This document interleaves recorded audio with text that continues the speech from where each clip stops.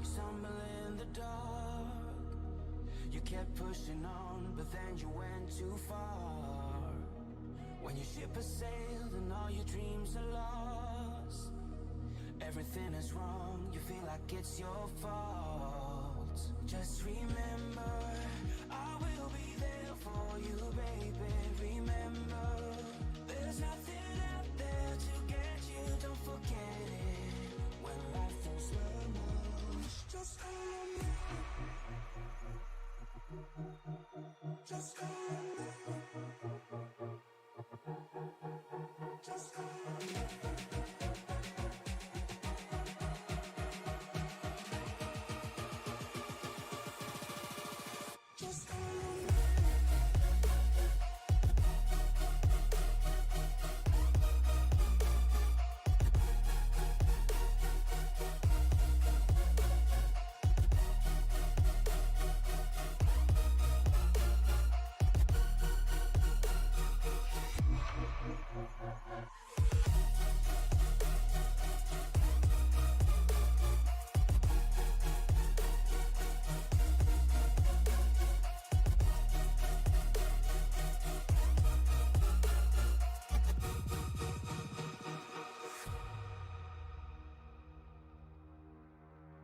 You're stronger now than you ever been.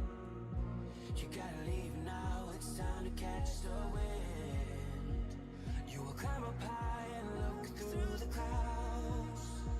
And when you're feeling low, I know you'll bounce back. Oh, and just remember, I will be there for you, baby. Remember, there's nothing out there to get you, don't forget it. When life throws lemons, just call me. Just call me. Just call me.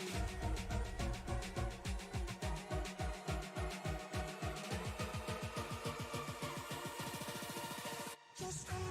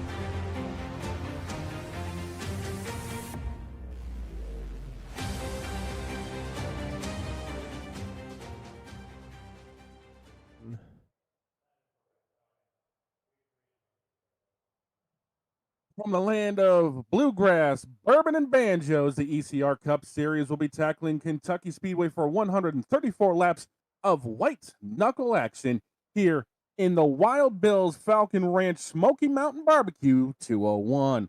Last week we saw Adam Boughton end up winning in Kansas. Can he pull off a win in Chase race number 2, or will we see the likes of Tristan Bailey, Tyler Burton, or even an upstart upset the apple cart here tonight? We'll have to wait and find out in a couple hours' time, because from the green flag to the checkered flag and every flag in between, Sim Racing Media is your home for amazing iRacing action. From high above the track in the Tony Trapazzo Memorial broadcast booth, I am the birthday boy, celebrating my birthday working. It happens. Called in from the bullpen, I am the dog father, Shane Lake, and joining me in the booth, pushing the ones and twos and give everybody all the amazing views. It's Mike the Money and Money Man. It's been a while since we've teamed up, and they've got us working a playoff race under the lights. I cannot wait to see what happens. Yeah, definitely. These guys put on a show last week. A little bit of drama early in this playoff chase here. Luckily, though, there's still plenty of races left to make up that ground as we are set to take on Kentucky Speedway. You know, it's one of the more, I'll say, racy tracks I've seen here from these guys. These guys have been here a couple times, always tend to put on a show. As we go through looking at the race distance is 134 laps, 70% fuel load, 4 sets of tires, a few green-white checker attempts, and then a fuel window somewhere 38 to 44 laps is usually what they wind up running. So we'll see if that pans out here. But before we get to that, let's go ahead and take a look at the point standings here in the Jimmy Granger 2025 playoffs after chase race number 1. Tristan Bailey is on top with Tyler Burton shortly behind him, 14 points back. Adam Boughton 19. Dwayne Furtick, after the heartbreak last week, is minus 21. You see the little X's next to him. If they can make it through the playoffs with the least amount of incident points or without missing a race, they'll get some bonus points. So be on the lookout for that as well. Yeah, especially considering there's 19 points separating 3rd through 9th in the championship hunt. Those bonus points could be real big come the end of the season. Yeah, it's definitely something to look forward to. I mean, especially, you know, all of the extra bonus points and stuff and how good these guys tend to race. I imagine it's going to be a really tight battle here as they are just about finished qualifying. Like Tristan Bailey is going to be on the pole once again. Yeah, it looks like it. Clocked in top time here tonight over Adam Boughton. So Tristan's doing what he's got to do to end up trying to secure the championship. Go out early, sit on the pole. Now to see if he can end up putting it all together and getting the checkered flag tonight. Yeah, definitely. As we take a look here, let's see if we can get these guys rolling before we get started. Tristan Bailey also was the fastest car in practice. Lots of practice time here in the ECR NextGen League, so they look to see what he can do. Have some fuel strategy runs they made. So I know Dwayne Furtick's looking to bounce back. He clocked in 4th place here at 51 on that number 51 Southern Alliance Racing machine there. Yeah, they definitely. You know, some of these guys are looking to close up these gaps. Like I said, 3rd and 9th, only 19 points. But there's still the outside contenders, 10th, 11th, and 12th, that could still end up making a huge climb here tonight. There's still a lot to play for this early in the championship run. Yeah, definitely. As they get rolling, we're going to go ahead and hit that starting grid here. Got Tristan Bailey and Adam Boughton going to start off in row number 1. Row 2, Aaron Miller with Dwayne Furtick. Colin Bollinger and Tyler Burden make up row 3. Row 4, Kent Mueller and Michael Carter. Row 5, Michael York and Robert Roth. We got Kane Lee rolling off in P11 with John Osborne just to his outside. Gary Nash and Anthony Ludi in row 7. Row 8, Ryan McCall and Pete Walsh is going to start shotgun on the field.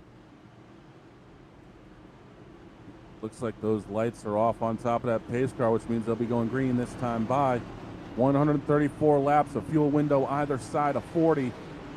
It's going to be exciting to see where this race comes down to. It's chase race number 2 for the boys at the ECR Cup Series, and as that iRacing.com pace car is about to make that hard left-hand turn, Ladies and gentlemen, it might be my birthday, but I'm saving the bourbon for post-race just like everybody else is doing here tonight. But the bluegrass smells good, and so does the barbecue. It is the Wild Bill's Falcon Ranch Smoky Mountain Barbecue 201. And ladies and gentlemen, chase race number 2 is green. Tristan Bailey with a heck of a jump there on that bottom side, going to slide up in front of Adam Boughton, heading off into turn number 1. And he has the whole shot there, going to make his way around the back stretch and grow that lead to almost 2 car lengths. Yeah, he got a whale of a start. It looks like he might have caught Adam sleeping a little bit. Our first battle here is for 3rd place as we see the 51 and the 53 going at it here for actually 4th. Colin Bollinger and Dwayne Furtick. That resolved itself. Well, that hasn't resolved itself. It looked like it did for a moment, but those guys are still going hammer and tong early. That's going to be a fast way to use up the tires. I mean, this track has been known to eat them up pretty good. Yeah, and we saw last week turned into a fuel mileage race that Adam Boughton saved just enough fuel in order to bring home that victory. I mean, hard charging Tristan Bailey was trying to get there, just could not quite come up with it. We'll see what happens here. It is early. Everybody trying to jockey for position, get that track position early, because I have a feeling these passes are going to be a little bit harder once they get this field spread out a little bit. Yeah, once the tire wear comes into picture here, remember there's 4 sets of tires on pit road. And the one thing you're going to notice when these guys, if any of these guys drop down to the apron on the front straightaway, these cars do bounce because there's a couple of grates down there in that tri-oval right next to the grass. Ooh, into the wall. Oh, that looked like it was a solid shot. Oh. Looks like the 5 of Michael York caught that wall. Yeah, like he might have got just a little loose there. Looked like he came up a little sideways and tagged it with the right rear first and then definitely flushed it with the right front. That HendrickCars.com Chevrolet looks like it's going to be hurting a little bit.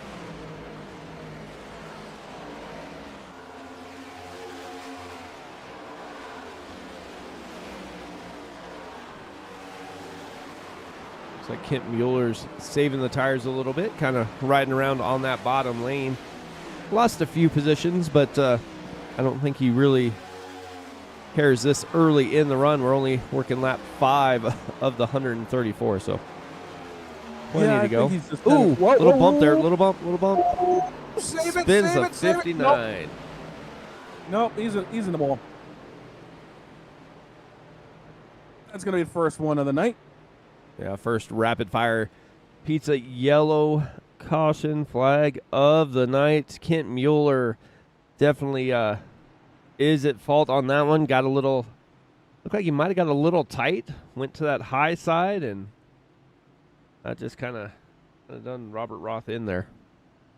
Yeah, looks like he just ran out of track chasing the front end of the car, and unfortunately Roth in the 59 got the worst end of the stick and ended up backing into the fence pretty solidly. Yeah, you can just see the front end of that car get chased. He gets out of it to try to let him save it, but unfortunately, a little bit of help from a second car, and that's what Ryan did the McCall, 59 yeah. in. McCall got into him, and right rear first, and then right front whipped around. That's going to hurt.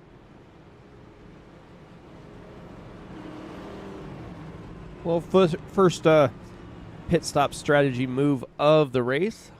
Looks like everybody but 4 come down.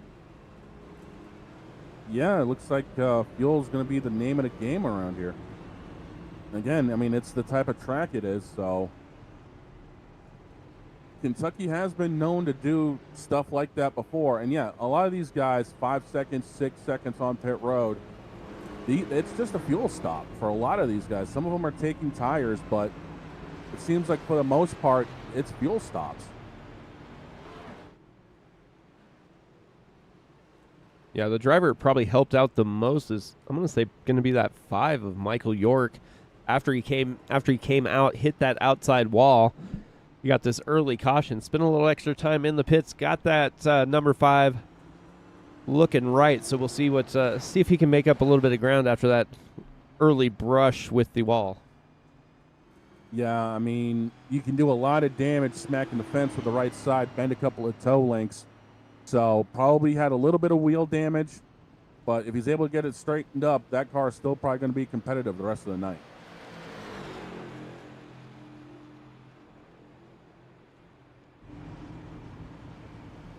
So Tristan Bailey stayed out, Colin Bollinger stayed out, Aaron Miller, and Michael Carter all thought track position was going to be at a premium, and they are on the front. Yeah, which means, it's going to be, it's equal tires for the most part, but fuel's definitely going to be a game changer here.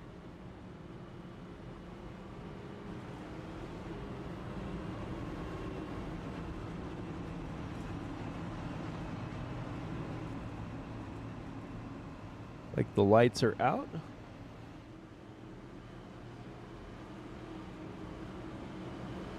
Looks like we're going to restart this time by.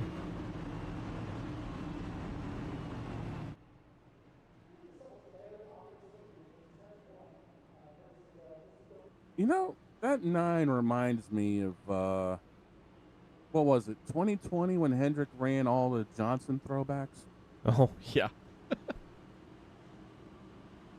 I mean, every last HMS car was a throwback to Jimmy.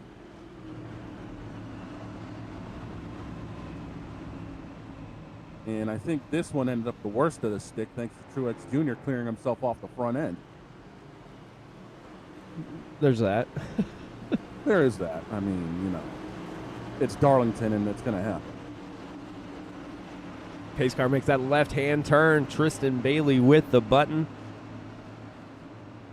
What he can do when they get down to that Geico restart zone here. Back to green flag racing here from Kentucky. 53's wheel to wheel with him. I think Tristan went a little bit late in the box, trying to get some napping, and it just didn't work. Yeah, he's going to get the lead at it too, but yeah, Tristan went a little late in the box there, but Tyler Burton was all over the rear bumper there of the 10 of Aaron Miller. And he's making pretty quick work down on that bottom side, going to try and get another spot here after passing Michael Carter. He is the first driver that pitted. Yeah, and the thing about it is, again, Kentucky, you're going to burn the tires up on the bottom. I've driven this track a few different times, and your tires are going to be smoked on the bottom if you stay down there too long. So while you still got a little bit of freshness in them, and after they get this first heat cycle out of the way, there's going to be a lot more cars trying to mitigate their way to the middle or top of the track. So use these tires while you got them, and then try to conserve right up until your first pit stop for the front 5. But everyone else is second, which means probably by lap 50, everyone else will be in. Yeah, definitely. And speaking of when everybody else will come in, Michael York making quick work of the back half of this field as he's already up 5 positions from where he pitted after, a lap? Something like that, yeah. Apparently he got that 5-car reset. Whatever damage was done to it was minor, and he's already hauling tail through the field.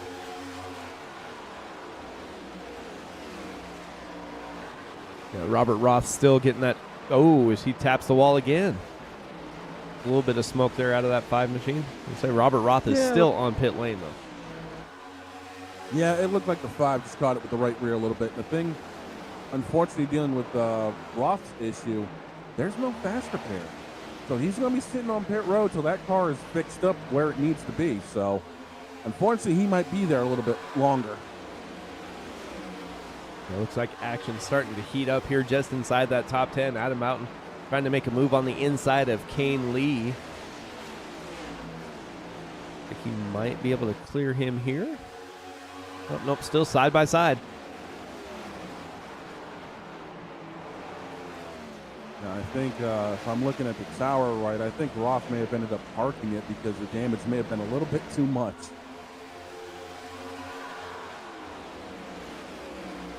No, he's still sitting there. It's been 7 minutes. We're just keeping track of that.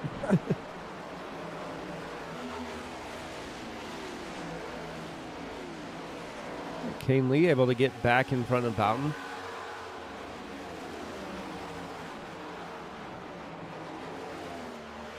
Okay, I'm just now seeing that 38, rocking the pedigree colors. Again, with it being Kentucky, it's cool kind of seeing some of these throwback paint jobs in a way, because last time I saw the 38 look like that was 2005, I want to say.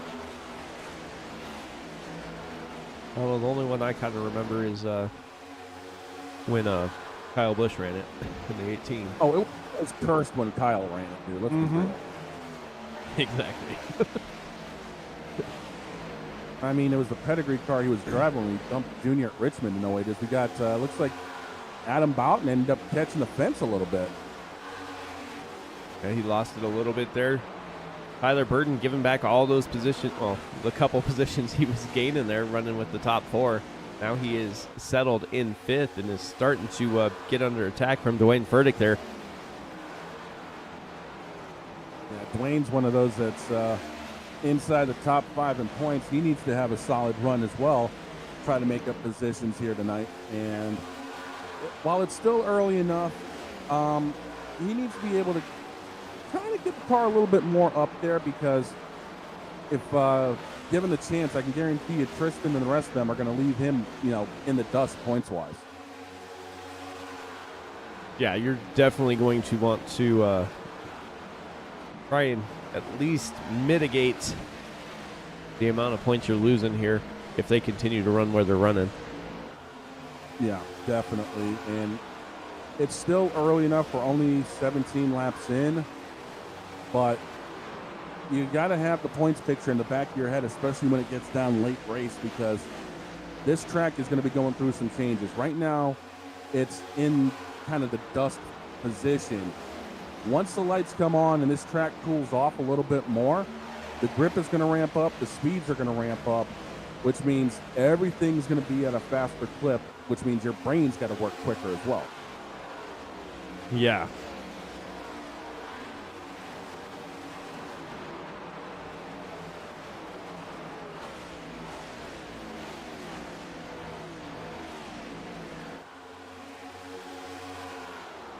And it doesn't really get any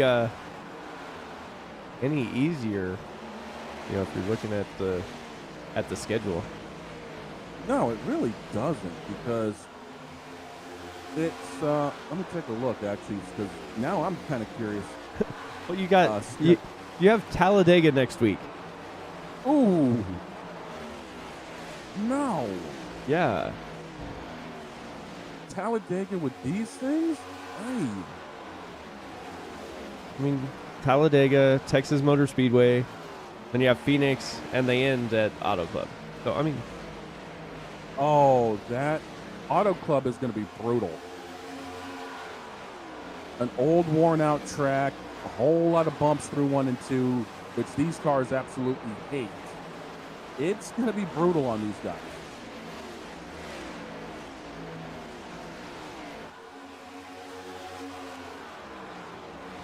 There's nothing easy about that schedule. That's a gauntlet. Yeah, and the worst part about it is they're doing the chase. There's no okay, let's reset after this race. These are the drivers in the playoffs, and they have to race it out. Yeah, this is what, 2000? This is like the 2004 format. Which I heard something odd. I don't know how true it is, but they're talking about going back to a full season points championship. You're hearing the same thing I'm hearing, because I heard the exact same thing. Anything from, a change of how many drivers get in, to a change of how big the rounds are, to screw it, let's dump the whole doggone thing and just go back to 36. Well, I mean, they lost what? What did they say they lost? Like, I want to say 300,000 or something viewers or something crazy? Yeah, something like that. It was like 350,000, yeah. It wasn't pretty. And the fact of the matter is, I think people have already gotten bored with the whole, made up Game 7 bull crap. Yeah. And I mean, you give us a point system where it naturally happens, and you'll have something like what happened in 1992 happen again, where we had 6 guys battling for the championship. Ooh, Aaron Miller tapped the ball. Yeah, he looks like he got a little bit loose coming off the corner and just ran out of pavement. But no, you give me the format that we had in 1992, where you had 6 guys going for the championship. Let one race decide it. And you know what? That's going to give you your viewers. That's still one of the highest rated races in NASCAR history.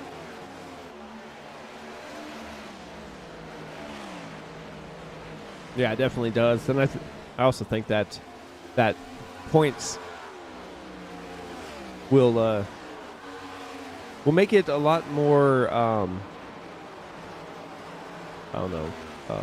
prestigious, because it's not just, hey, win a race and then see how you can do over these last 10 or 12 races. Exactly. I mean, you look at the fact that Ryan Blaney knocked the fence down in practice today. Yeah. It'd be a lot more dramatic saying second in points has got problems, instead of being like, oh, he's already made it into the next round. Yeah, he's got to go to a backup car, but who cares?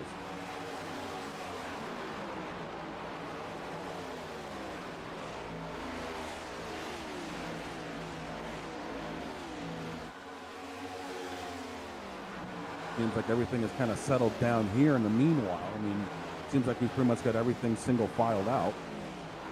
Yeah, it looks like nobody's really making too much ground anywhere here. It looks like Anthony Ludi's trying to go to the inside here of Osborne. Side by side they go through the start-finish line.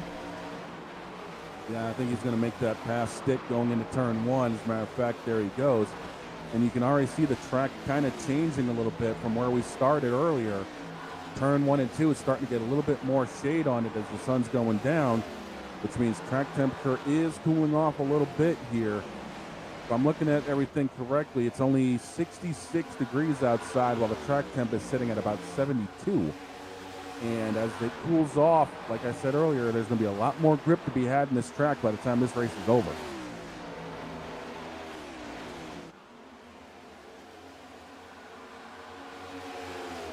Yeah, it's definitely going to cool down from a 66 degrees and 72 track temp. And the thing about it is, normally when I've driven this track in official races and a couple of times in league events, you'll actually hear guys on the worn-out tires actually downshift. I've really yet to hear guys actually downshift into 4th gear through the corners. It seems like everyone's kind of sticking it in 5th and just riding it, and that's, again, I think, saving fuel for them. I would imagine that's exactly what's going on here. Let's see if we can take a look here. Give a dash here of Tristan Bailey. Stays up in 5th gear.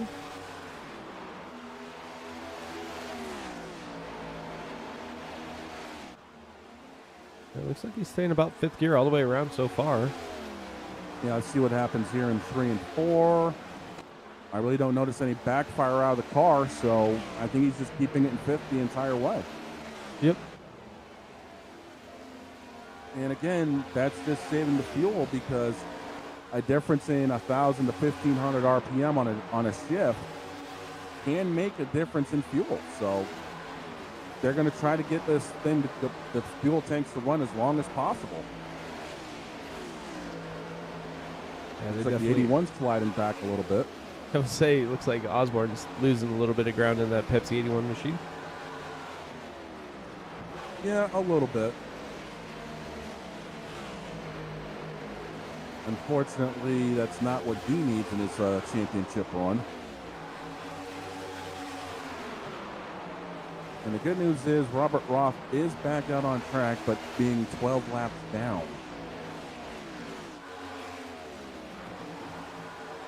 Like Miller tapped the wall just a little bit there. Going to lose the spot to Tyler Burden.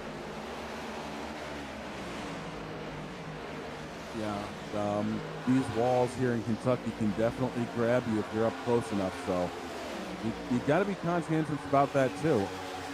There's a lot of little nuances about Kentucky a lot of people don't realize, and when they come up and bite you, you know, more people are stunned. Like, wait a minute, did that actually just happen? Yeah, you can see here, these guys are racing pretty hard here, and it's not for the leader. I mean, you can sit here and look. Michael Carter is not leading this race. Colin Bollinger and Tristan Bailey have done checked out. They're 3.5 seconds in front. Yeah, you know, they're in a different area code right now.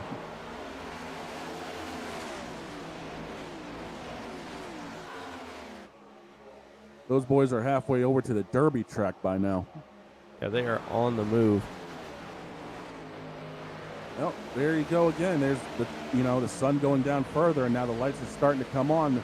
The entire track is now shaded out, so the grip level is going to start picking up again here shortly for these guys, which means they're going to have to change driving style a little bit. They're going to have to change their entrance and exit points. Again, there's a lot to think about when you're driving these cars, especially from a dusk to a nighttime race. Yeah, you definitely are, as Dwayne Furtick takes the lead of this pack here. Michael Carter in fourth, and Tyler Burton back to fifth. Adam Boughton trying to get by on the inside of Kane Lee. Still tight together there. Yeah, it doesn't help he had that 06, the 06 Tyler Burton ended up coming down in front of him, kind of dirtying the air a little bit. But now Adam's going to try to get around him, and he's going to have to fall back in behind him. Yeah, definitely lap 37 here. I imagine we're going to see these guys start to think about pitting sometime in the next few laps here, especially with the track changes that you were talking about. You get those 4 fresh tires, and then see what you can do with the cooler track temperature. Yeah, I mean, the caution's going to help out overall, so I say probably the earliest we'll see people come in, I want to say lap 40, 41. The window may go to 45, depending on who was saving what under caution. But you'll definitely be seeing guys come in probably within the next couple of laps. As we're going 3 wide into turn 1, I don't know how wise that's going to be.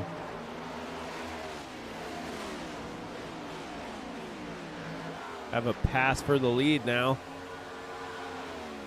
See if we can take a look, see what happened here with Colin Bollinger and Tristan Bailey. Back, take a look real quick here. Coming through the start-finish line. Looks like Tristan just kind of leaves the top open, and looks like the 53 is just going to take advantage of it going down into turn 1. Yeah, right away just rolls on by.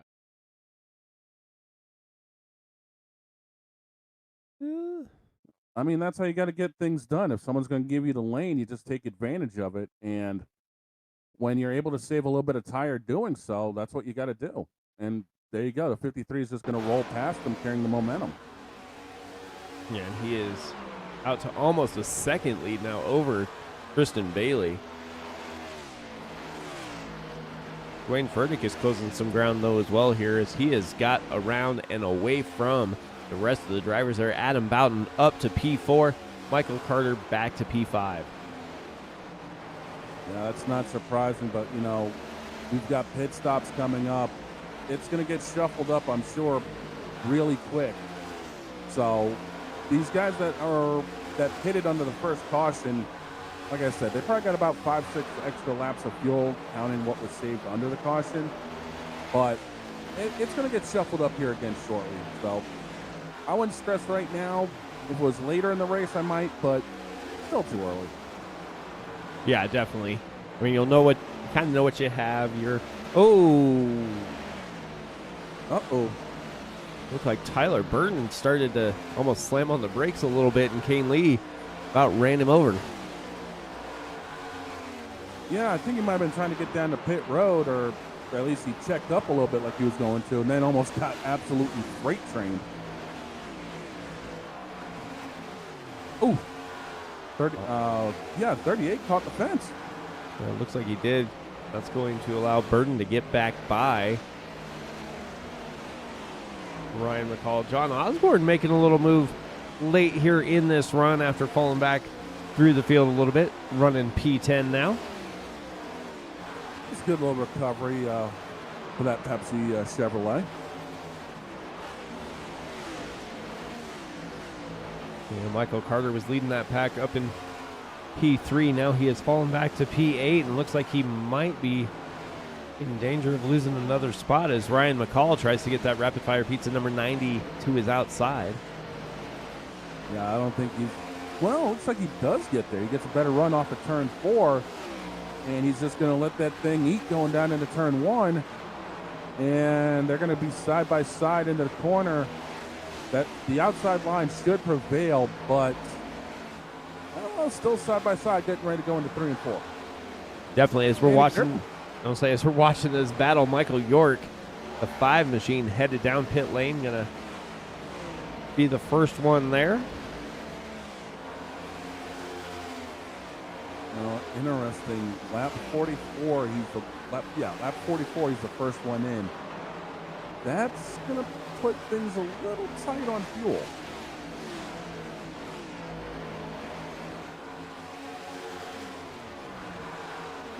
He's going to have to save a couple laps because if he comes in every 44 laps, it's going to put him too short of the finish.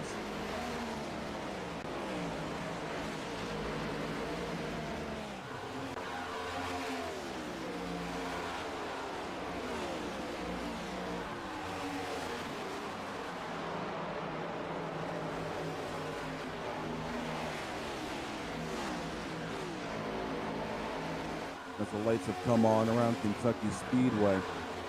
You know, it's a shame that NASCAR actually doesn't come back here anymore. Place actually did put on some good racing. Well, I would think the NextGen car would put on some pretty good races here. Now that they kind of have it figured out a little bit.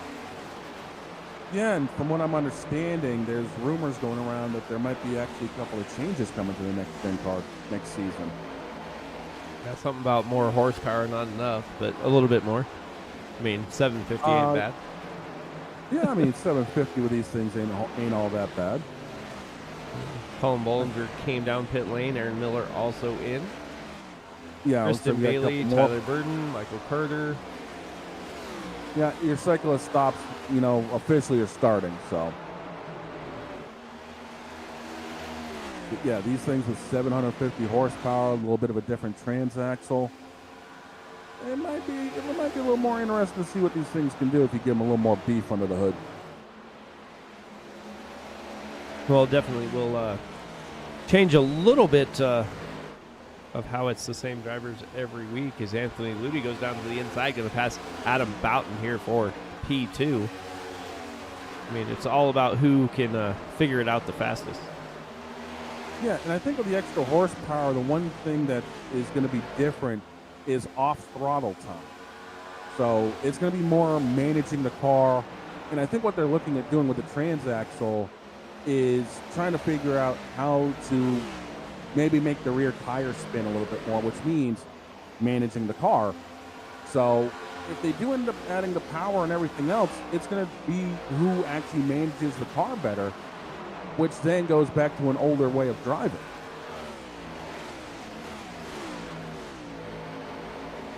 Side by side. Got a little tight there between Osborne and McCall. Yeah, those guys almost end up bruising up each other's cars a little bit. Almost had a little bit of purple on both of them. Looks like the 38's coming down pit road now. Kane Lee down.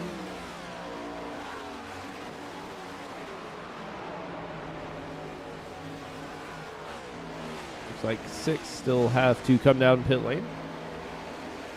Yeah, these were the 6 that pitted earlier on in the first caution, so I think they still got about another 5-6 more laps before they really got to consider coming down pit road. Although a couple of them have just said, shut up, we're going to prove you wrong. Yep. I mean, that's why I'm up here in the booth nowadays. I mean, let's be real. Yeah, Adam Boughton going to come down pit lane this time. So the first cycle started 43, 44 and went to 53. So, yeah, a lot of guys are looking to do this on 2 more stops.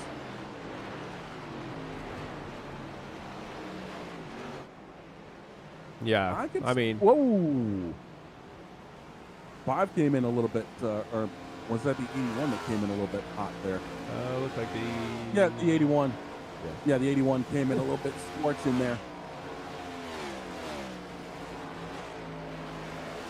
Well, that's going to put the cycle back and put the 53 back in the lead.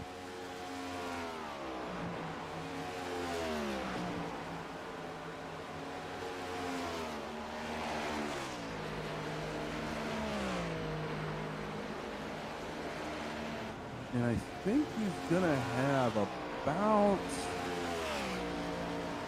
what, 2-second lead, give or take here? Yeah, about 2-second lead. Looks like 3-second, actually. 3 for now. But even through the round of pit stops, we've only had 4 leaders. Tristan Bailey has led 40 laps, Colin Bollinger 8, Burdick 4, and Adam Boughton 2. That's insane. The first round of stops, and he's only had 4 different leaders. That's some tight racing right there.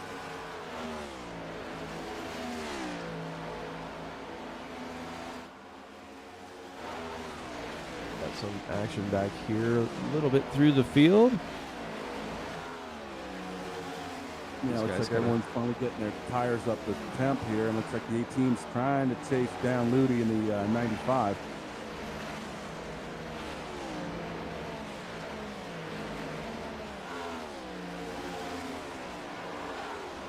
It looked like he had a pretty good run, and then all of a sudden it just like stopped, and Ludi took back off.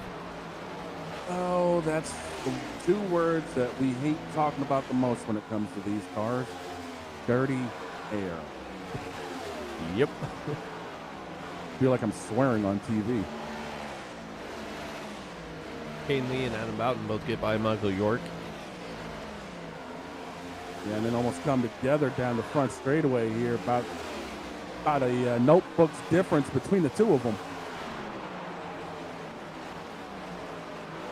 Looks like Bowden's going to make the pass stick, so move him up.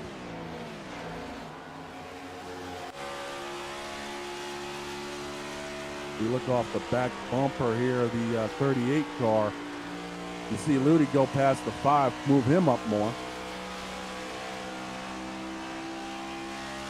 You hear the throttle with these cars. They're not off it for long going into these corners.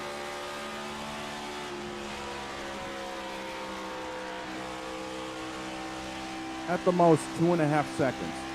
I'm literally clocking it in my head. It's like 2.5 seconds these guys are off the throttle with these cars. Yeah, not a lot, really.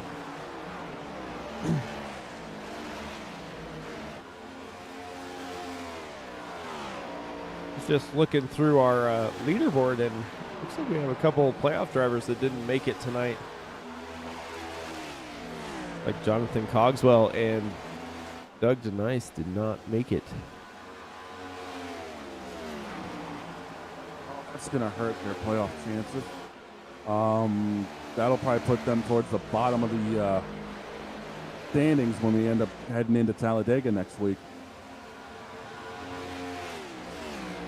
Playoff standings right now, Cogswell's already at the bottom, minus 78.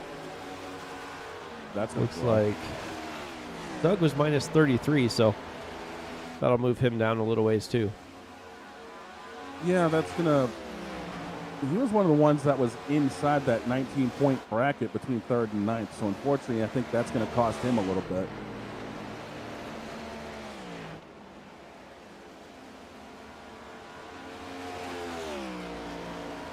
As the lead has actually kind of stabilized right around 2.9 to 3 seconds between the 53 of Bollinger and the 9 of Tristan Bailey.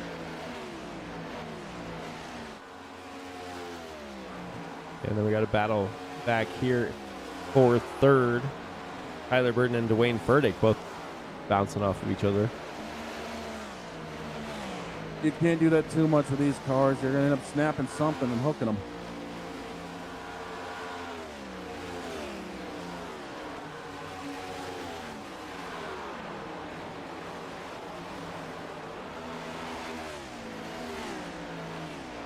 So it looks like these guys have settled down a little bit, and we got back to single file racing. We'll step aside here. You won't miss anything as we go side by side. We'll be back right after this to the Wild Bill's Falcon Ranch Smoky Mountain Barbecue 201 from Kentucky.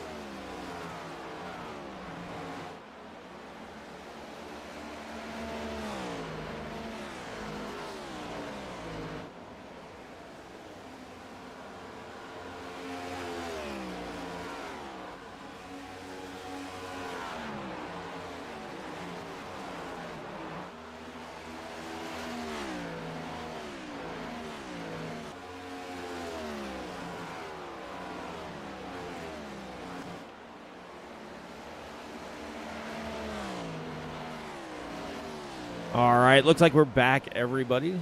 Sorry about the technical difficulties, as the internet tends to do. We are back underway here, and Colin Bollinger still leading the race. Yeah, unfortunately, I think one of the monkeys in the truck decided to slip on a banana peel and hit the button. So we're back, we're good, and really didn't miss much.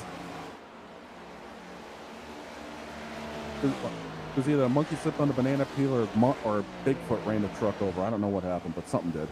I don't know, it just like cut it off almost immediately.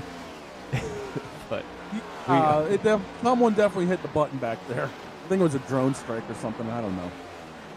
Yeah. It was something. Always. Colin Bollinger was pulling away, but now Kristen Bailey has reeled him in to under a second now. And even Tyler Burden is starting to close in as well. That gap to the leader down under a second. Dwayne Furtick hanging out the back door as well. Yeah, and these guys are closing in on the next round of pit stops here.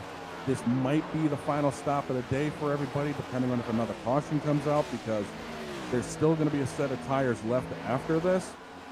But they're looking at about going, again, 44 to 46 laps on the outset from the way this was going. So it'll be interesting to see how this final stop shakes out. Yeah, everybody trying to figure out what they want to do. Do you want to try and short pit? Do you want to run long? What will be the correct call here, as Michael York, again, the first driver to blink and head down pit lane? Oh, this might be a little too early, unfortunately. Well, maybe not. I mean, it's right on the fringe of the window, so he's going to have to do max saving for a little while just to make sure he can get through it. Colin Bollinger coming down as well as he hits his pit box here. Yeah, first couple of guys to blink, which means they're going to have the lighter load as the race wears on, so it'll be interesting to see how this plays out. Colin's going to go all the way back to the back of this field, 14th when he gets ready to come out. But yet again, everyone else will start cycling around. He took the lead on the first round of pit stops after the cycle. This may be the strategy.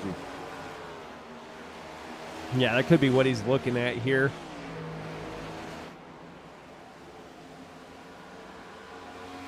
Question is, who's going to be the next one to blink? Yeah, definitely the two biggest movers of the race so far is going to be Anthony Ludy, up 9 spots, and Ryan McCall just behind him, moving up 5 or 9 as well. And here they come down pit lane. Kristen Bailey, Tyler Burden. Yeah, next two guys to blink, and it's within a lap, so it's going to be interesting to see where this cycle ends up. I mean, it might end up costing him a second or two on pit road, and that could be how the 53 gets its lead again. Yeah, I mean, it's one of those things. Do you stay out and run and hope there's a caution? But the way this field is spread out, I don't foresee that happening. So you might as well just come down pit lane, get it taken care of, and hope you can come out, on top here. Yeah. I mean, we're looking at, even with the caution here, 100 laps in right around an hour. We're, 51 minutes in now. It's insane to think this pace that these guys have gone on tonight.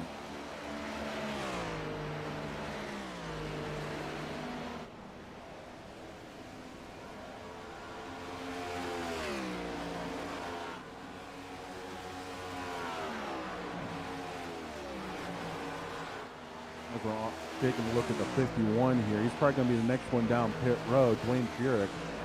And Adam Boughton, Mr. Evo himself, looking like he's probably going to be down pit road shortly as well, as we got the battle raging for third with Anthony Ludy and John Osborne. John on a recovery drive. 38 ends up spinning coming off of pit road. Cold tires will do that to you. Yeah, he stayed off the racing surface, though, so no caution comes out. Dwayne Furtick would have loved to see that caution come out, I do believe. Oh, for sure. Unfortunately, this is going to keep the 38 pain to probably a lap down, or at the worst, he's going to end up sacrificing a few positions because, unfortunately, that spin's going to hurt him, worse than anything.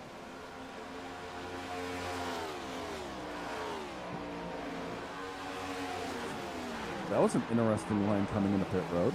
Yeah, I thought maybe he clipped the wall or nosed the wall there, but did not. No, he missed the wall, but I guess when the thing got dead on the brakes, and that's the one thing we haven't touched on tonight, is the transition from the banking to pit road is very abrupt.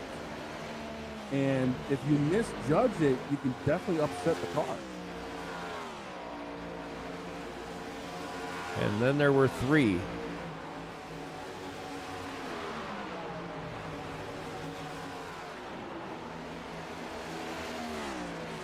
Yeah, the 81 has yet to hit pit road, as it looks like it's down to 2. John Osborne and Kent Muller are the only 2 that haven't come down pit road yet, which is going to put the cycle back to Colin Bollinger. And he's going to have himself roughly, again, about a second gap or so. Well, actually, about 2-second gap, actually. I'll say it looks like he gained a little bit of time there. We'll see what happens when the rest of the drivers cycle through. Looks like right now it's going to be stabilized somewhere around 2 seconds to Tristan Bailey. I don't know that Osborne's going to be able to maintain pace out there. His last lap was a 30.73. Bollinger's was a 30.42. So not going to be rough here. Yeah, it's going to be a little on the rough side, but Tristan's going to try to chase him down. Bollinger ran a 30.52 compared to Tristan's 30.29, so there's a little bit of speed still in these cars, and it's just going to be a matter of how they manage it.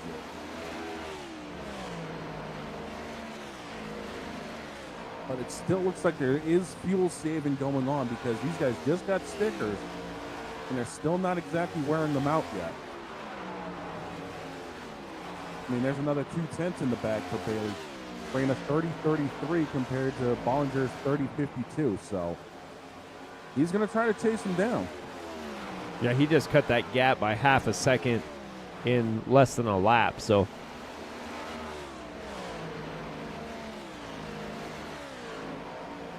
But here's the thing. Who exactly knows they can make it to the end on fuel right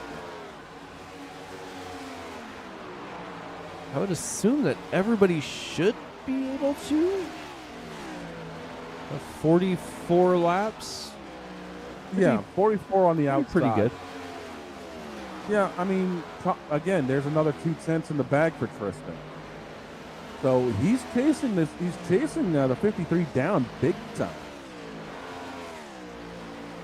The drivers that I am 100% confident can make it to the end are going to be that 51 and 94, Dwayne Furtick and Adam Boughton, as they both came down on lap 96 and 97, so they should definitely be set on fuel. Yeah, those two can just pull the pin and just drive off.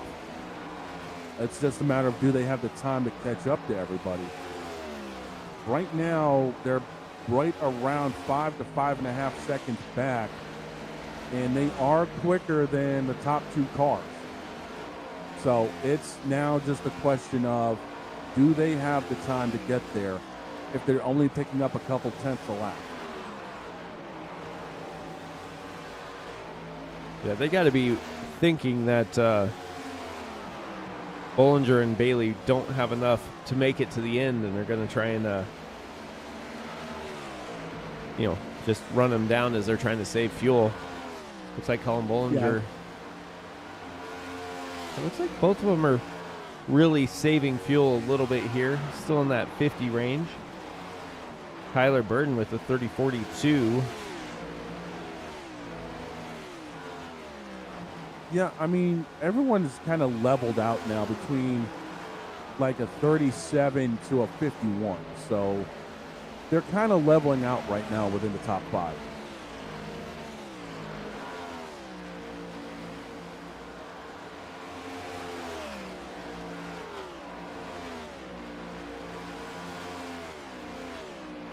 find some battles on track, and it's pretty well spread out all throughout the field.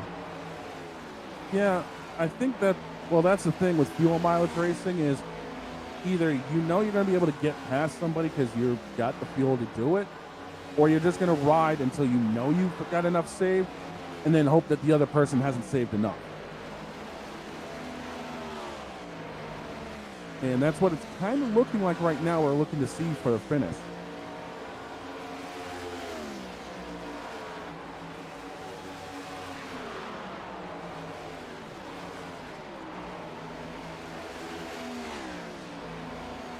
Fastest 5 right now: Osborne, Gary Nash, Dwayne Furtick, Robert Roth, and Aaron Miller. Yeah, unfortunately for Roth, that early wreck, the only actual caution we've had kind of done him in.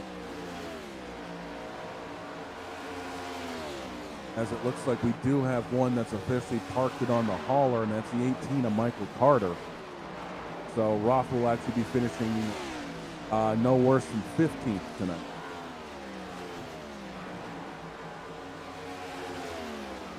Yeah, Michael Carter, at least he has the advantage of starting this race. So the other two drivers that did not, that are in the chase, are going to be behind him probably when this all shakes out. Oh yeah, easily.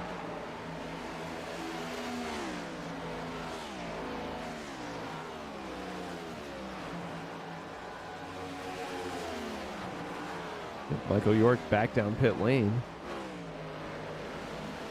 Oh, that's interesting. Yeah, now that makes me wonder. Yeah, a little bit. I mean, last lap at a 42.43. Yeah, that's getting on pit road. Is he maybe saying, I'm going to try to put this last set of tires on and drive around everybody?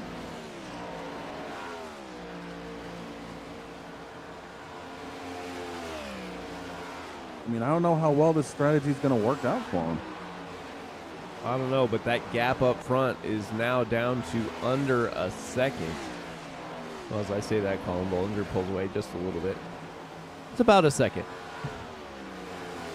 Yeah, the old eyeball test says it's about a second, maybe a second and a tenth or so. I mean, you see he's not exactly a small dot in the windshield. That's what I was talking about earlier. Now you know you've got the fuel. You're driving this thing like you stole it, which means guys are shifting now.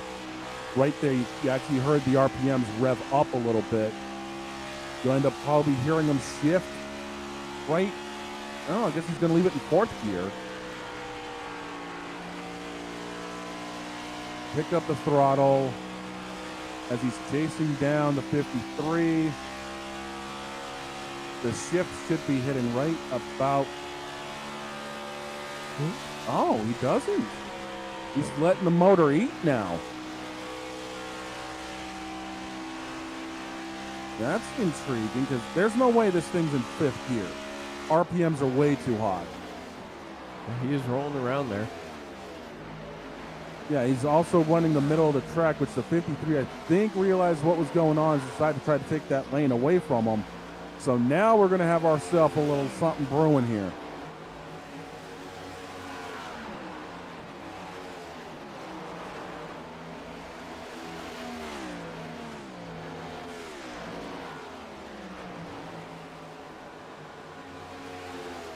Yeah, you can definitely tell there's a speed difference with these two cars. It's back under a second, and now it's going to really be interesting.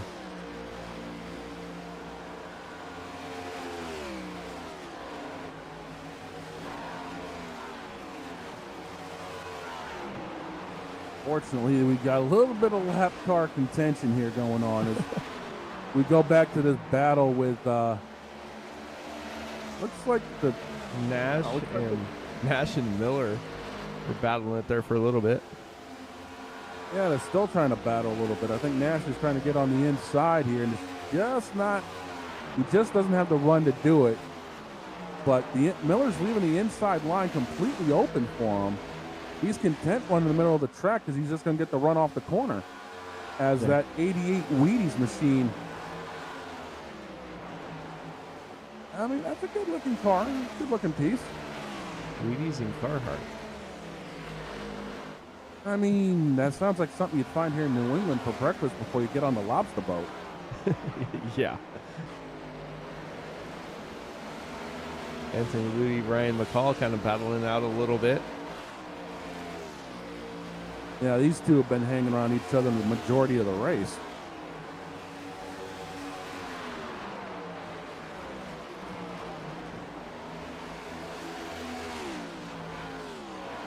Don't look now, but that lead has shrunk to half a second.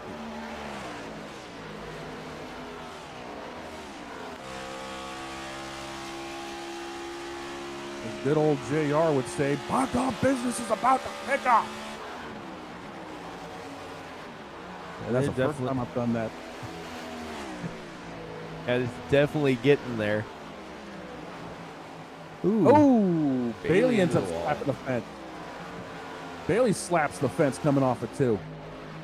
First time I've done a Jim Ross impersonation on this airwave. Smother it in barbecue. Be all right. Well, this is a race sponsored by barbecue sauce. I know. By God, I love me some barbecue sauce. That gap is still half a second, though, even with Bailey tapping the wall just a little bit. Tyler Burden still hanging back there, though. Yeah, Tyler finally got around that lap car, and he's starting to close in on these two. Something tells me that that 9 car isn't running this place in 5th gear anymore. He's just letting that motor wind itself. So I think that's what's keeping him in the chase of this right now. I mean, something tells me the 53 is running in 5th, while this 9 car is only running in 4th. Yeah, definitely. I mean, it's the torque. You got a 1,500 RPM differential. You're pulling a lot more torque on those rear tires. Now you know you got the grip in them, and he's definitely changed his lineup. He's running back towards the bottom because he knows the 53 is taking the middle line away from him. So now things are really going to get interesting these last, 20-ish laps we're looking at here? Yeah. Yeah, last 15 laps, actually. This race is clicked by.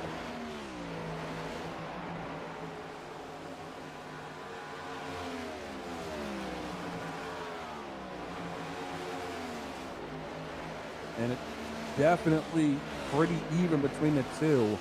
Last lap around, Bollinger at a 65, Bailey at a 75. So it's definitely tight between these two. Yeah, you can see it right there. He's in 4th because you're not redlining in 5th gear around this track. He's in 4th running this place. Oh, in the fence again. He's pushing that thing for what it's worth. Yeah, now he's lost a couple tenths of a second there. Yeah, bouncing it off the fence definitely hurt a little bit. He bounces it off the wall again. He's pushing a little bit too hard for being a points leader.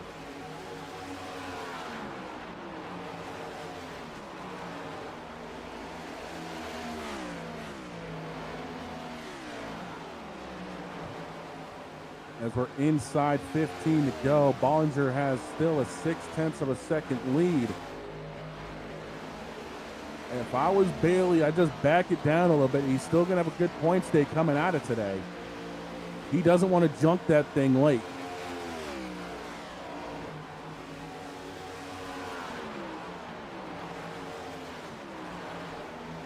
No, current points. Well, not current points. Before the race points, he was ahead of Colin Bollinger by 26 points. So, I mean, it's mitigating the damage. I'd rather bring the thing home in second. If the guy that's trailing me in points ends up winning, I'd rather be right behind him than, lose 3 more positions because I pushed too hard. it almost looks like everybody's kind of decided to be content with where they're running here. I mean, the field is just that spread out. Yeah. I think a lot of these guys are still fuel saving mode, but it's still going to be down to if you've got enough to make it towards the end. The closest battle on track is here between Anthony Ludi and Ryan McCall. Yeah, and even this has kind of settled down a little bit to about a 3-car length differential between the two.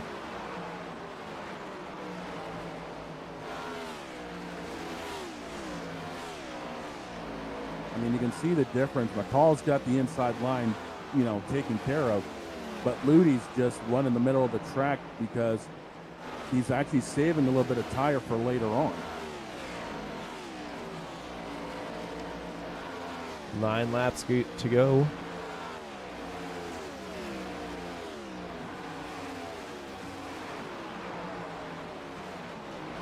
And that lead has kind of stabilized right around, 2/3 of a second to 7/10, give or take.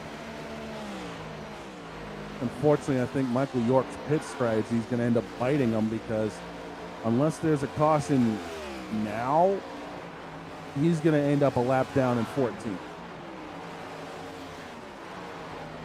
Yeah. Unless everybody has to come down pit road at least for a splash. Yeah.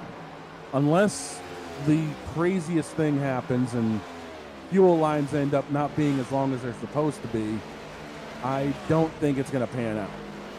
And just make sure you deflated the basketball before this last pit stop here. Yeah, you don't need to be caught with anything Smokey Unic tried using way back when. 3 extra feet of fuel line. It's, you don't need that. Hold an extra 2 gallons in the line.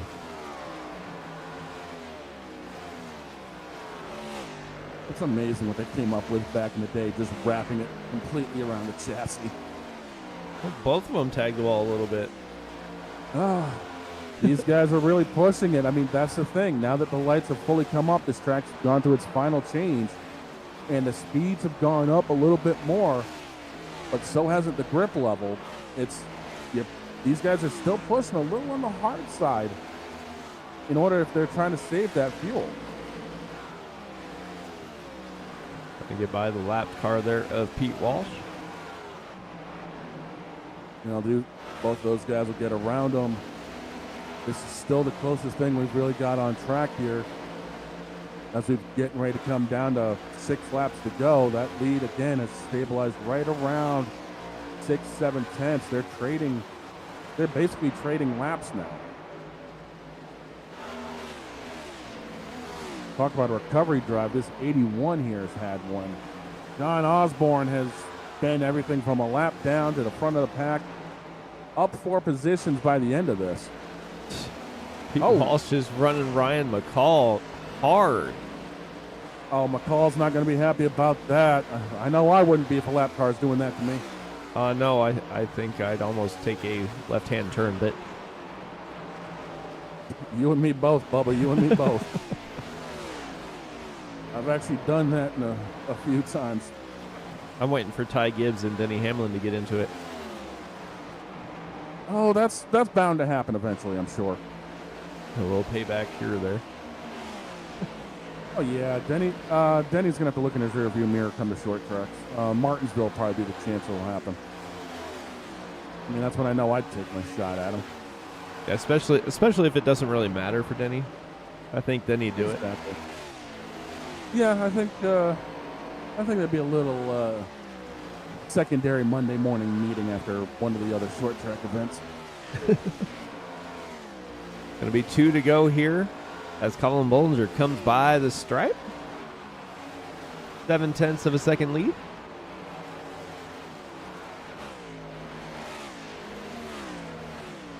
Seems like Bollinger's got this puppy all but wrapped up. That 10 car in front of him. I don't know if I'd want to mess with lap cars if I'm saving a little bit of fuel to be on the safe side, but that 9's still trying to chase him down. Oh, we got a couple of guys up in the fence there. 133 in the book. Oh, boy. It seems like This one's relatively wrapped up, an 0.8 of a second gap between Bollinger and Bailey. Bollinger's still going to try to make the move to get around this lap car. The 10 does the right thing, getting out of the way. And as we come down through 3 and 4 one last time, Bollinger's going to get the job done here at Kentucky. Oh, wait a minute. That was the white flag. Dude, you got me screwed up. You were right. Oh, I was? Yeah. Wait a minute. Hold up. Race is over. Okay. You were good. They were still going at speed. That's what's confusing me. Bollinger's still going.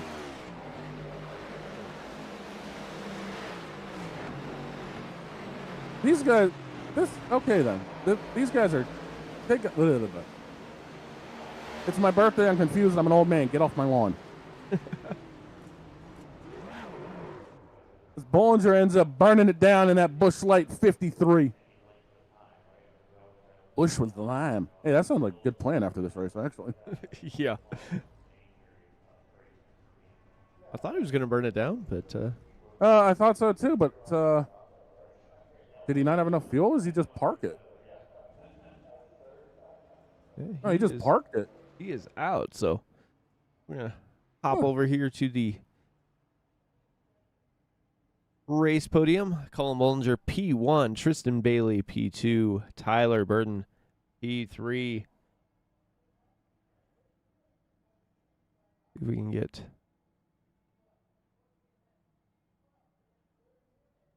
Tyler up here in the booth for you.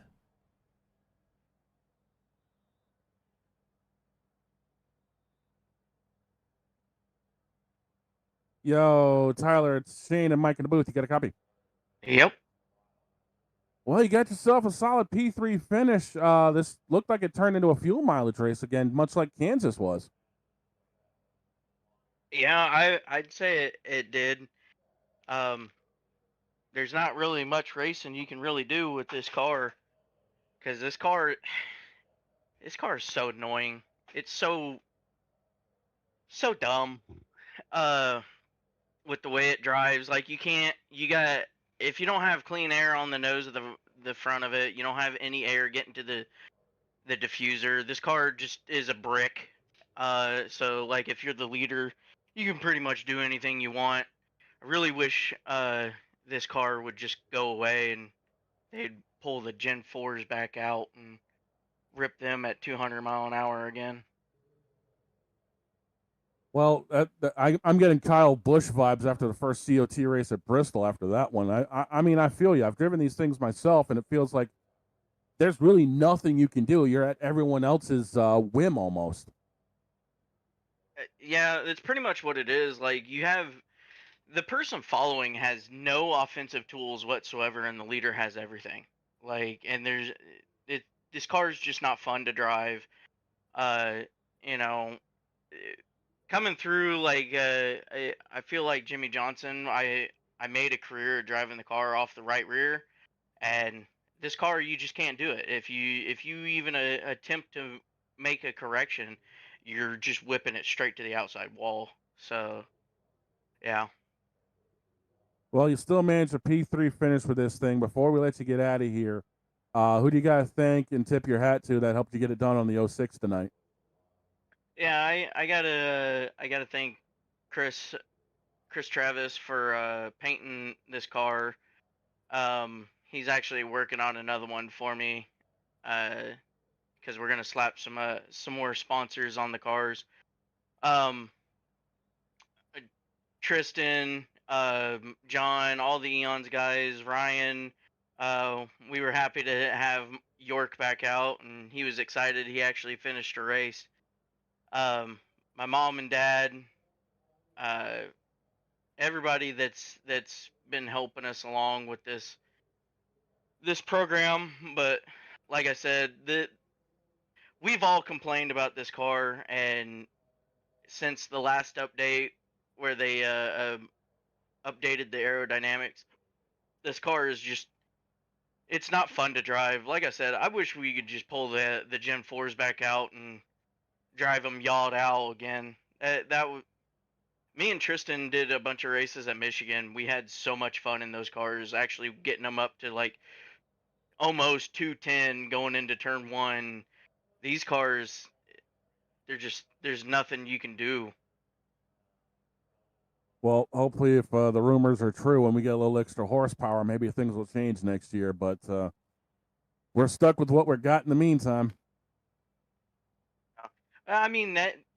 Listen, I went to school at University of Northwestern Ohio, and Mm. I've seen the inside of these engines. It would not be a hard task to put more horsepower. It'd just be a take the tapered spacer off of it, make a cam change, and you're already there. Well, let's see what NASCAR does in the meantime. But yo, celebrate this P3 finish. We'll see you next week at Talladega, man. All right, I'm dumping Gatorade on my head. I'm sweaty. You go do that and cool off, man.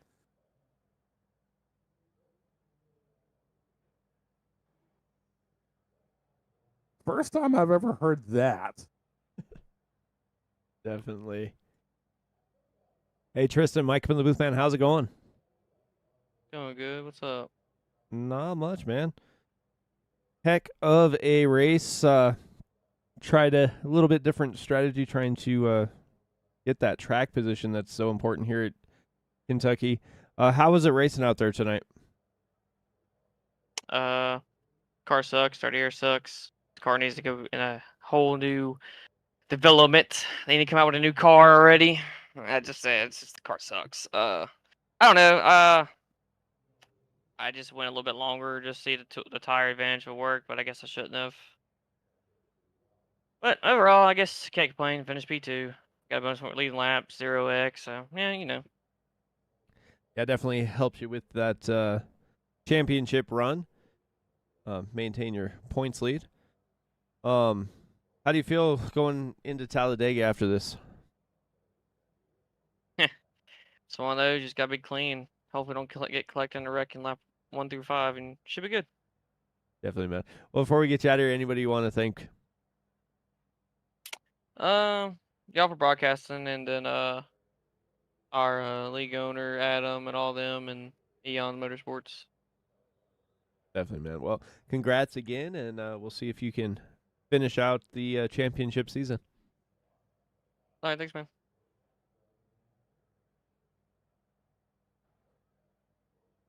All right, Shane, you have race winner. Hey, Colin, it's Shane and Mike in the booth. You got a copy? Yes, sir. You actually just got me mid-conversation. Yeah, I know. Our broadcasters' timing tends to suck sometimes. I get it. Trust me. That's all right. Hey, man, strong run, strong win for you tonight. You chip into the points lead a little bit. This seemed like another gas mileage race, much like what Kansas was. What was it like from your seat? Honestly, I mean, I didn't feel really good coming in tonight at all. I mean, in practice, it took me forever to even find the proper line, and we qualified good. I think we qualified fifth, and I don't know. It was weird. I think it was lap 22 that first caution. I think the only caution came out. And I was like, I thought it was too early to pit, and I was kind of looking at the laps, and I was like, well, I mean, if you could just save a lap here and a lap in the next couple runs, I'll make it. So I was like, the way the track was driving, I didn't think those new tires were really going to do anything. And luckily for me, I mean, I pulled the strategy off, and the new tires that they had really I never even really saw those guys that pitted after that. So it was kind of just a lucky break. This track was not very fun to race around at all. I'm not going to lie to you. Yeah, that seemed to be the consensus from everybody. Is either between the track and the car. Tonight was just rough for everybody. It seemed like. Yeah, I mean, it drove like a boat with clean air, and then you get in dirty air, you're just out there pretty much sending it right at the fence. I mean, there was so much let off time, and Kentucky's a good track, but they never raced these cars here, at least in real life, I don't believe so. So I mean, it was going to be a hard night to try and figure it out, but it was not very fun. I'm glad I got the win, and we're digging into the points, so hopefully we can get back to some better racing next week, though. Yeah, next week you bring it up. It's Talladega. Any thoughts going in? Oh man, I said better racing, and I hate sprint racing, so it's just gotta hold on. I mean, we're in a spot now where even though it's not my favorite type of racing, we're gonna have to be aggressive to make those points back. So I mean, I'm gonna have to be up there leading as many laps as I can, get the points, and hopefully we can steal a win like we did tonight. So. Well, before we let you get out of here to celebrate this win with everybody, who helps you get it done, this 53 you want to thank tonight? Just me, honestly. No, I'm kidding. But the only people I really got to thank is just you guys for putting on a good broadcast, and I hope you guys had a little more fun than I did, commentating than I did racing. So just you guys. Well, I got a little confused at the end of it, but it doesn't help. I'm also celebrating my birthday and turning into an old man, so I'm already yelling happy at kids. birthday. Thank you. I'm already yelling at kids to get off my lawn, so I got a little confused at the end here. But hey, celebrate this win. Enjoy it. We'll see you next week at Talladega, man. Thank you, guys.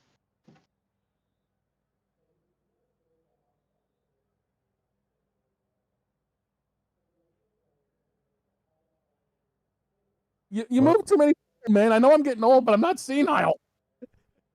Well, that's because he jumped out too fast. I didn't even jump out. You moved me. I know. I was trying to move him, and I moved you. Anyway, it's Kentucky. It's that type of night. Just put it in the rearview mirror. Let's head off, and we'll see what these guys can do at Talladega. Get this race results done here. Let's bring it up. Colin Baldinger, Tristan Bailey, Tyler Burton are that top three. Dwayne Furtick, Adam Boughton round out that top five.